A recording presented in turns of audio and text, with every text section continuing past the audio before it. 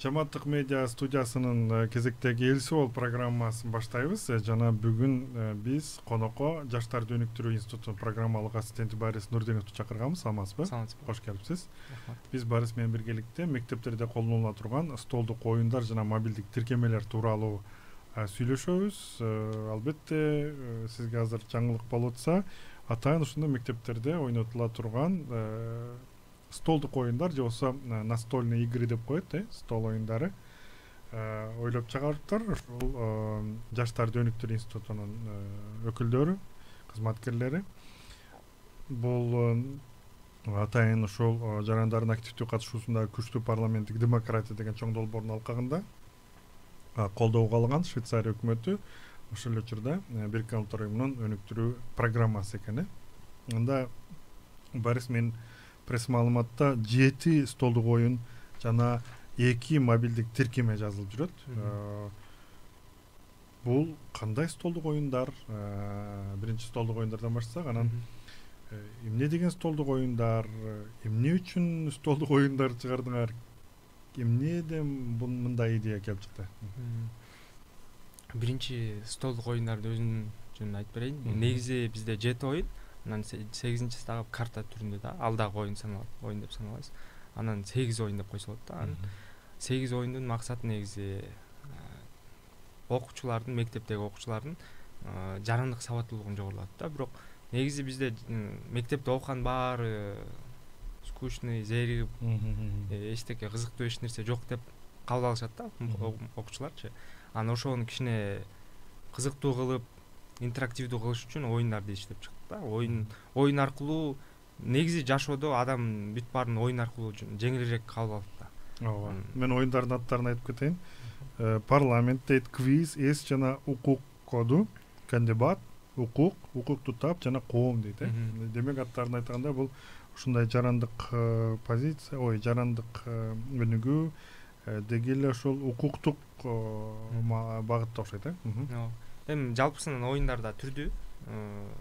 Оор оюндар бар, жеңилирээктери бар. Окуучулардын деңгээлине жараша да. Кичинекей 4-5 класстан баштап 11 класска чейин. Бул оюндардын ар бир оюндун максаты ар кандай. Бирөөсү мисалы эл аралык адам укуктарынын декларациясын жакшыраак түшүнүп, ошолорду эстеп калган жардам берсе, бирөө болсо окуучунун же оюнчунун дебат кылуу, дискуссия маданиятын өнүктүргөн жардам берет да. Анан мисалы парламентти алып көрсөк, оюнда андай кандай жүрөт? Парламент деген баягы эле монополияга окшош да, өзүнүн структурасы, механика боюнча. Айнчасы бар. Түшүндүрмөсүнөн атайын. Анан астындагы тактайынан, и колундагы карточкалар. Ошондой эле кубик ыргытып туруп, анан жүрүштөр жасайт да. Ал жакта деген оюнчулар мисалы партияга бөлүнүшөт, ар кандай партиялар. Анан ар бир партиянын өзүнчө артыкчылыктары бар, анан кемчиликтери дагы бар да. Анан ошого жараша да жүрүштөр жасашат. Оюн учурунда дагы ар кандай окуялар болуп турат. Мисалы бир партияга, бир клеткага туш келсе, мамчага туш келсе, ал жакта мисалы карточканы тартат дагы, окуя деген карточка тартылат. Сиздин өкүлүңөр аварияга туш болуп, сиздин рейтингиңер 20-га түшүп кетти деп. Ушундай окуя болуп туруп, анан партиянын рейтинги болот, анан бюджет болот. Анан бир айланпа өткөндөн кийин шайлоо болуп турат да. Бир айланпа өткөндөн кийин анан 1 миллиондон бюджети түшүп кеткен партиялар автоматтык түрдө өтпөй калат шайлоодон, же болбосо рейтинги 0дон ылдый түшүп кетет. Сонун турбайбы? Азыркы реалдуу биздин азырда чын турмушубузда жергиликтүү кеңештерге, жергиликтүү парламенттерге шайлоо болот. Демек бул ушундай укуктук, анын негизинде ушул билим алуу максатын көздөйт экен. И атайын мектептерге ылайыкталыптыр. Бул жерде 16 мектеп пилоттук деп алынып, ал жерде ошол оюндарды алды. Бизде биринчи натыйжа барбы, же болбосо фидбек? Азыр биз 14 мектепке тарттык, биздин пилоттук мектептерге, бүт өлкөбүз боюнча. Баткен, Ош, Нарын, Жалал Абад жок азыр пилоттук катары. Жалпысынан көп эле региондордо бар. 7си айылда, 7 шаарда. Анан аларга азыр тараттык. Бизде жакында эле өттү. 4-март презентациясы өттү бета чаары. Анан 5-6 март мугалимдерди чогултуп, аларга тренинг өттүк да, үйрөттүк. Оюндарды кантип өтүш керек экен, эмнеге көңүл буруш керек, туура. Туура жолун көргөзүп бердик да. Андан кийин аларга таратып бердик, тапшырып, сертификаттар менен кошо. Ал жактан уже ойноп башташыптыр. Бизге сүрөттөр жиберип, видео тартып, кызыктуу экен, оюнчуларга, окуучуларга жагып атат, жагып атыптыр. Анткени мындай жөн эле окуп, мугалим жөн эле китептен окуп туруп эле жаздыргычакты. Оюн түрдө аларга бир топ жеңил каалоо. Бул эми негизинен тарых, адам жанас, коом, экономика деги ушул укукка байланышкан сабактарга байланса болот, Укукка байланыштуу, саясатка байланыштуу мындай жалпысынан жаранды калыптандыруучу сабактар менен окутса болот да. Сонун качан бул оюндарды тираждоо жолго коюлат? Эмне болуп атат? Кимге кайрылган жатасыздар? Башка мектептерге таратылуу, коммерциялык багытта кандай болот? Каалаган адам сатып алуу? Азыр ал жагын ойлонуштуруп атабыз. Азырынча билбейбиз кандай кылабыз. Бирок биз азыр жалпы оюндардын комплектин өз баасын түшүргөн аракет кылып атабыз да. Себестоимость деген. Өндүрүш баасын түшүргөндөн кийин коммерциялык түрдө ойлонуштуруп атабыз. Мисалы жеке окуу борборлоруна, мектептерге биринчи жаракысын, ошо сатып алуу акчасын жыйып алып туруп анан чыгарганга. Ооба. Азырынча болсо ушул эле пилоттук мектептерде апробация өтүп атат. Текшерип, оюндар кантип иштейт экен, кайсы механикалар жагат оюнчуларга, эмнеси жакпайт, оңой экенби же жетиштүү экенби бар маалыматы. Анан дагы башка мамлекеттик мектептердин мисалы сатып алган акчасы жок да. Аларга бекер бергени, мисалы биз донор издеп атабыз, же кээ бир азыркы донорлорубуз дагы ошол долбоорду колдоп, кошумча тиражга каржы бөлүп берген даяр бекен, ошону талдап атабыз да. Сонун. Эми мобилдик тиркемелер дагы бул иштептир, иштей баштады да. Стол оюндарга караганда мобилдик тиркемени бул эч кандай кыйынчылык жок. Ким каалаган азыртан эле баштап колдоно берсе болот, Эмне тиркемелер алар? 2 оюн бар. Бизде парламент дейс деген, англисче жазылат. Парламенттик күндөр деген. Экинчиси болсо кандидат деген оюн. Биринчисинде болсо оюнчу мисалы өзү талапкерден баштайт. Талапкер катары сценарий менен жазылган да. Кандайдыр бир тандоолор жасайт, эмне кыларын. Ошого жараша аягында бир натыйжага келип чыгат да. Же болбосо ийгиликтүү депутат болуп смог маселесин чечип Бишкектин абасын тазалайт. Же болбосо смог маселесин чече албай калат да. Ийгиликке жете албаган. Ал сценарий боюнча. Экинчи оюн болсо кандидат деген талапкер катары. Оюнчу бир нече ролду ойноп чыгат. Же жарандык активист катары ойносо болот, журналист катары ойносо болот, талапкер катары ойносо болот, жана башка ролдор бар да. Анан ар бир чечим кабыл алып атканда, мисалы бир чечим чыгат, мындай окуя болду, сенин чечимиң деп бир нече вариант тандагандан кийин үстүндө 3 коомду чагылдырган 3 роль бар. Полиция, финансовый, каржылык жак, үчүнчүсү жаран, жөнөкөй жаран, төртүнчүсү депутат же аткаминердин ролун аткарган. Анан ар биринин кызыкчылыгын баланстап туруш керек да, тең салмактуулукту сактап. Мисалы бир чечимиңиз бирөөсүнө жакса, бирөөсүнө жакпай кетет да. Анан ошондой төмөн ылдый өйдө болуп турат да. Ошолордун бири-бирин баланстап, бирөөсүн дагы нөлдөн ылдый түшүрүп кетпеш керек да.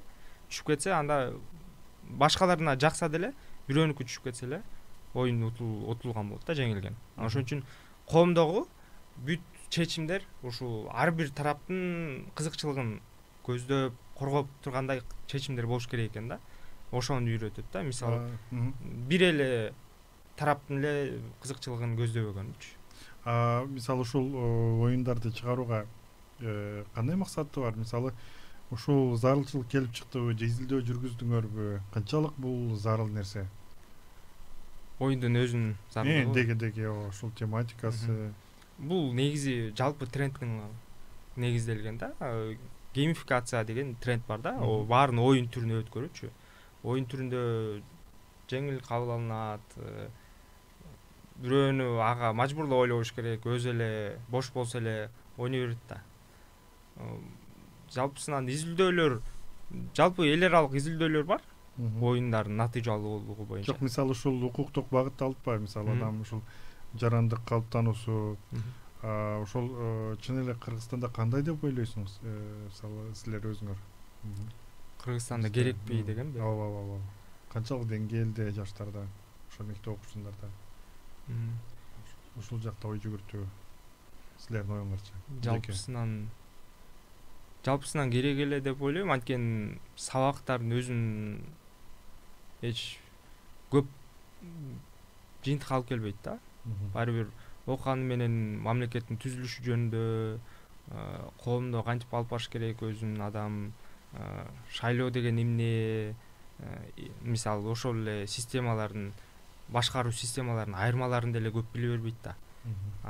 Ошонун натыйжасында дагы манипуляциялар дагы көп болуп атат да. Мисалы бирөөгө парламент же президент деген ролдордун эмне экенин дагы толук түшүндүрбөй эле, понятияларын, түшүнүктөрүн алмаштырып эле бир нерсе катары башка нерсени түшүндүрүп берет да. Мен айтайын дегеним, пресс маалыматта ошол жана силер буга чейин айтып кеткендей, ошол бир нече укуктук маалыматтар берилет экен жана ар кандай позицияларда. Мисалы бүгүнкү күндө ошол элементардык укуктарын билбеген да адамдар бар да. Алардын арасында окуучулар деле жакшы, мыкты билет дегенден алыспыз да. Ошо канчалык бул оюн түшүнүктүү болот жана ошол сиңип кетиши мүмкүн? Түшүнүктүү. Прогноз божомол силерде мисалы ошол канчалык бул аябай суроо талапка ээ болот деген ойдосуз? Столдук оюндар. Столдук оюндар силердин.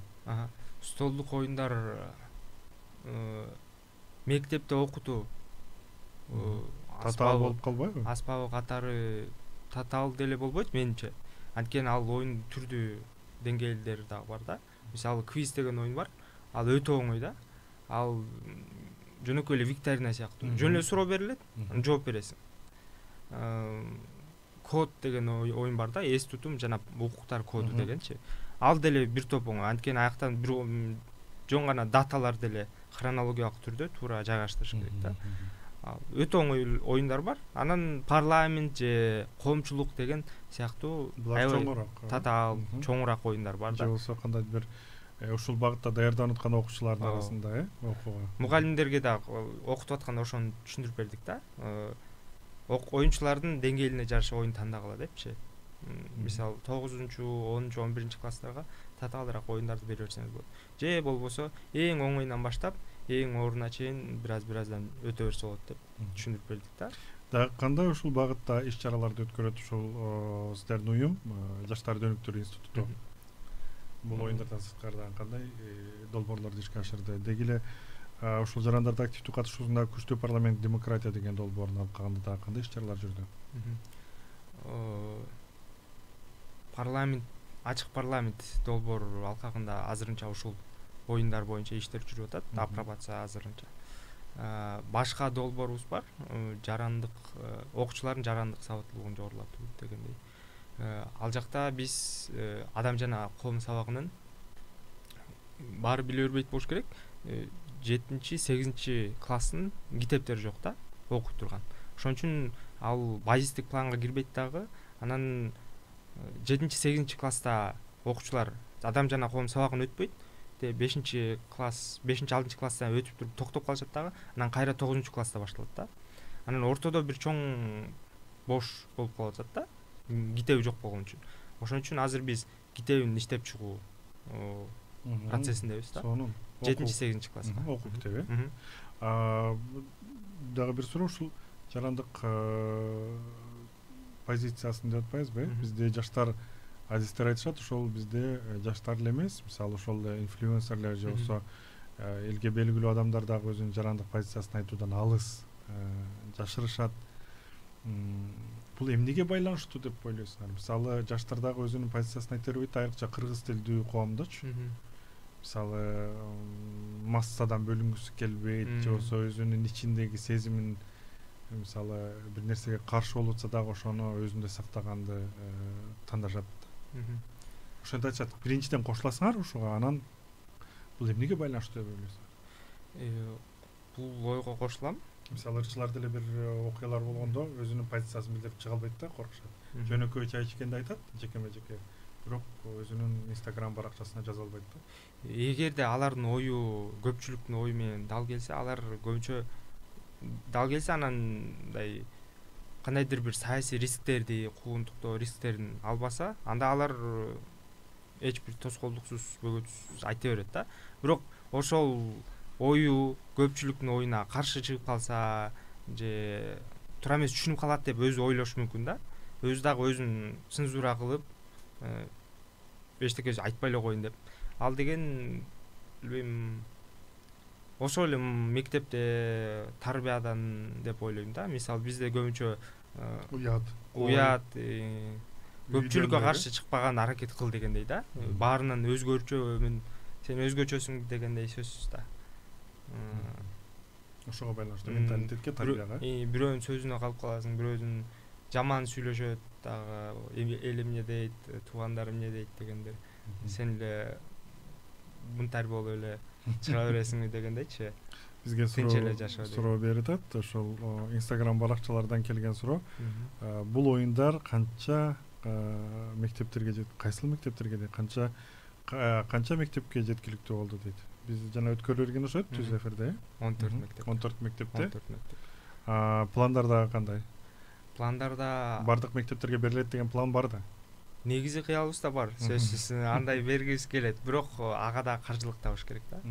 Ал комплекттерди тираж кылып чыгарып, ал мектептерге да үйрөтүш керек ар бир мектепке.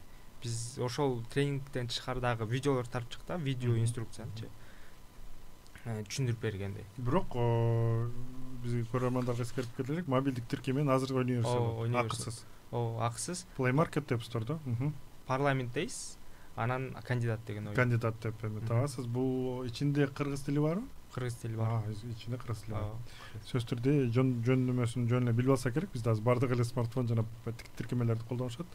Сиздердин уюмду жаштардын ошол өнүктүрүү институтун Instagramдагы баракчалардан кайсы жерден тапса болот, жана кандай бир байланышуу жолдору кандай сиздер менен? Бизде Instagramда баракчабыз бар, Facebook'та дагы бар. Instagramда биздин баракчабыздын аты IRM, англисче Check It KG. Же болбосо биздин сайтыбыз аркылуу тапса болот. Сайтыбыздын ичинде да телефондар бар. Ооба, бүт сайт кандай жазылат? Сайтыбыз жаштар checkit.org. Жаштар checkit.org. Ооба. Бул силердин сайтыңар. Бул аялда белгилүү болсо керек, элдерде да көргөзүп койсоңор болот азыр камерага киргизип туруп. Анда мен ошол көрөрмандарга эскертип кетейин. Бүгүн биз ошол мектептерде колдонула турган столдук оюндар, бул 7-8 оюн экен, жана мобилдик тиркемелер тууралуу, бул укуктук билим, деги эле жаштардын жарандык позициясын калыптандыруу жаатында оюндар экен. Ошол тууралуу сөз кылдык. Жаштардын өнүктүрүү институту демилгелеп, аны Бириккен Улуттар Уюмунун өнүктүрүү программасы жана Швейцария өкмөтү колдоого алыптыр. Пилоттук долбоорун азыр бизге биздин студияда ошол жаштардын өнүктүрүү институту программалык ассистенти Борис Нурдинов болду. Азыр Борис сиздерге сайтты көргөзүп кетсе. Сайтты каяка көрсөтөт? Ошол жаныңарга эле көргөзсөңөр, бул камерага. Бул жакта жаштар checkit.org деп турат. Же болбосо жакта Instagram баракчабыз. Instagram баракта. Бара ошол кубик. Кубик турат. Рахмат сизге, Борис. Ишиңизге ийгилик жана албетте бул долбоор колдоо таап бүт мектептерге жеткиде, же болбосо каалаган адам сатып алгыдай деңгээлге жетиңиздер. Ийгилик каалайм. Рахмат.